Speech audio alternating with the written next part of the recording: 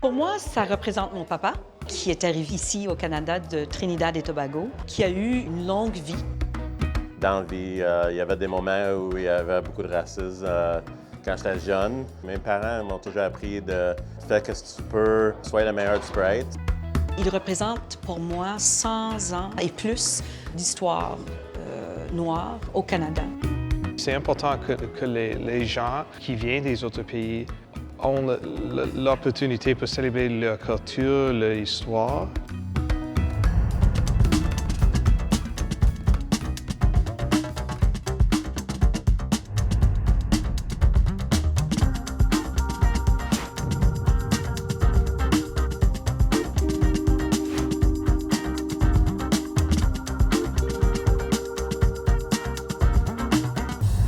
Salut Cornwall, salut le monde. En ce mois de l'histoire des Noirs, il a été rappelé à plusieurs reprises à quel point Cornwall est une communauté unique. Et ça tombe bien, puisque vous disposez d'un espace d'information en français unique pour votre région, qui est notre média. Nous tenons à rappeler notre engagement à faire entendre la diversité des voix et à être le reflet fidèle de notre communauté, le multimédia qui vous voit et vous écoute. Durant tout le mois de février, la communauté s'est rassemblée, elle a échangé, elle a célébré. Retour en images.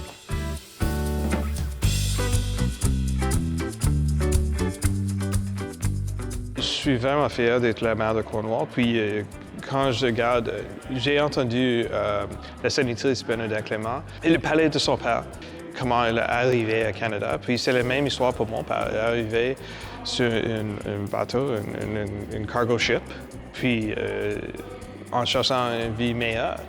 Et il y a des communautés. Quand mon père est arrivé à Chicago, les États-Unis, avant d'arriver à Cornwall, il travaillait comme busboy à les restaurants parce qu'il était un homme, un genre de couleur.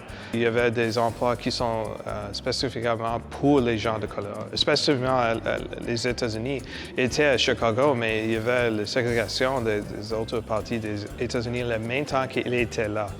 Alors, on voit que notre société a changé, amélioré, et c'est quelque chose de positif. Et je suis vraiment fier que j'ai l'opportunité d'être le maire d'une ville à Canada parce que des changements de la société, des gens et les mentalités des autres personnes. C'est une chose d'éducation. Chaque année, pas juste chaque année, mais beaucoup de fois, il y a toujours des personnes canadiennes, et je pense aussi aux États-Unis, des personnes incroyables qui font faire beaucoup de travail et c'est une inspiration pour la communauté, pas juste pour la communauté noire, mais tout le monde. Alors, je fais beaucoup de recherches, je fais beaucoup d'éducation dans ce mois et pour moi, chaque année, je regarde pour une nouvelle personne, une nouvelle inspiration qui fait juste un travail incroyable. Le Real McCoy a une expression, le Real Deal, c'est une expression en anglais, mais regarde pour la première fois dans le mois de l'histoire des Noirs, je lis à Elijah McCoy. C'est juste un excellent exemple. Continuation d'éducation, de nouvelles personnes et de nouvelles inspirations. On s'est associé avec ACIO, l'association afro-caribéenne. On s'est associé avec cette organisation pour faire cette activité aujourd'hui. C'est une activité avec empreinte culturelle, une activité avec empreinte d'histoire aussi, une activité où on va profiter de l'occasion pour parler d'une tranche de notre histoire. Donc, nos aînés, comme tu viens de voir, ont eu la chance de participer, de faire leur show dans cette activité. Pour moi, le mois de l'histoire des Noirs, c'est très personnel. Ça représente mon papa. Ce qu'il m'avait appris, c'est que j'allais faire face à certains défis, que ces défis-là allaient être reliés au racisme systémique dans nos communautés, nos sociétés, mais qu'il fallait toujours viser l'excellence au niveau du travail personnel, mais aussi aller chercher des alliés, des mentors qui pourraient nous appuyer dans nos démarches. C'est ce que mon père a fait pour devenir enseignant, pour avoir accès à une carrière avec succès. Et donc, j'ai appris la même chose. L'intersectionnalité, femmes noires, francophones, c'est compliqué. Et donc, ce qu'il m'a appris, c'est que tout ça, cette intersectionnalité-là, c'est une richesse. Quand des enfants noirs arrivent peut-être dans d'autres pays, dans des pays blancs, ils sont souvent un peu démoralisés. On fait des activités avec les plus jeunes, des activités pour voir comment on peut booster leur estime de soi. En faisant ce travail, puisque les aînés aussi, on voit qu'il y a un peu d'isolement chez eux, certains restent chez eux, ne veulent pas sortir, ou bien ne sont pas encadrés pour sortir de leur maison. Donc aussi, on fait le programme aîné, non isolé et épanoui. Le dialogue qu'on fait au niveau du projet bâtisseur du mieux vivre ensemble, ce dialogue se fait dans un cadre intergénérationnel, parce qu'ils n'ont pas la même vision du racisme. Ils n'ont pas la même vision, parce que les jeunes vivent actuellement dans un autre environnement où les jeunes sont beaucoup plus ensemble, quelle que soit la race, quelle que soit la tendance. Tandis que dans le temps, c'était la ségrégation, les groupes divisés. Mais avec ce dialogue qui se fait, le mieux vivre ensemble commence à s'installer. Je suis arrivé au Canada le 21 décembre 2024. Pour moi, ça n'a pas été facile quand j'ai commencé l'école à la Citadelle. Pour que je m'intègre à la Citadelle. Il y a souvent un problème, c'est le manque de connaissances. Si les deux camps savaient qu'est-ce qui se passe et ils étaient mieux en connaissance, je pense qu'il n'y aurait jamais de problème. Aller chercher des solutions pour amener des différentes perspectives. Donc, c'est viser un peu le positif, reconnaître qu'il y a des défis, mais savoir que la richesse, dans son identité, la fierté, que ça nous amène aussi des atouts. Quand j'ai des appels avec d'autres personnes de couleur, ils aiment ça voir la même personne de l'origine il vient qui l'aide. Fait que ça m'aide beaucoup s'il y a un appel avec du racisme ou n'importe quoi. Si c'est quelqu'un noir, il aime ça me voir, il aime ça que je parle français un peu. Fait que ça m'aide dans mon job dans ces moments comme ça. Le mois de février, pour moi, ça me donne beaucoup de fierté à être noir.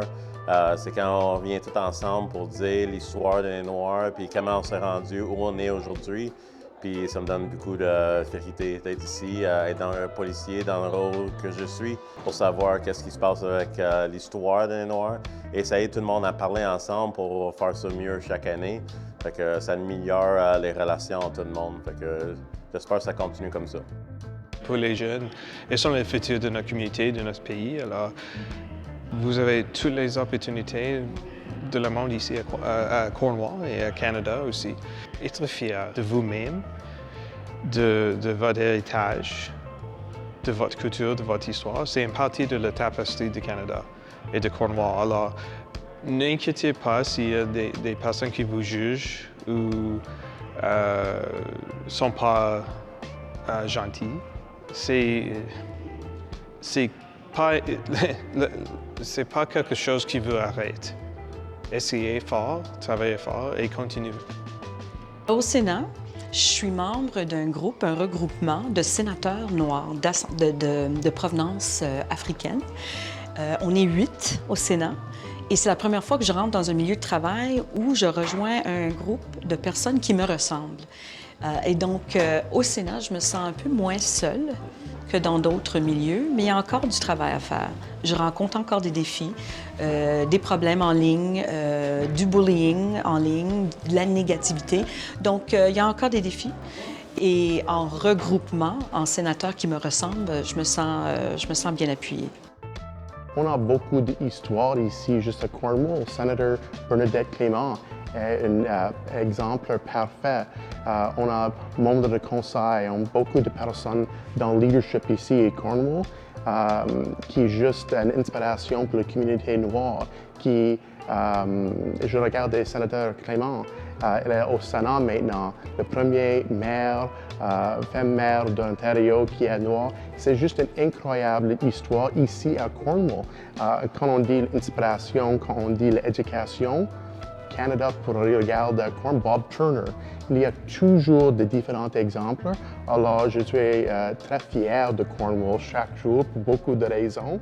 Et 7 mois est un exemple parfait. L'histoire et le présent maintenant des chefs et des leaders qui travaillent.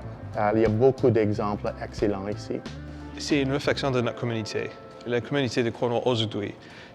Comme j'ai dit dans ma parole, les années passées, Il n'y a pas beaucoup de diversité à Cornwall, mais c'est changé. Puis c'est bénéficiaire pour notre communauté. La diversité nous rend forts. Puis c'est important que les gens qui viennent des autres pays ont l'opportunité pour célébrer leur culture, leur histoire, puis aussi à partager l'histoire et la culture avec nous autres, les Canadiens.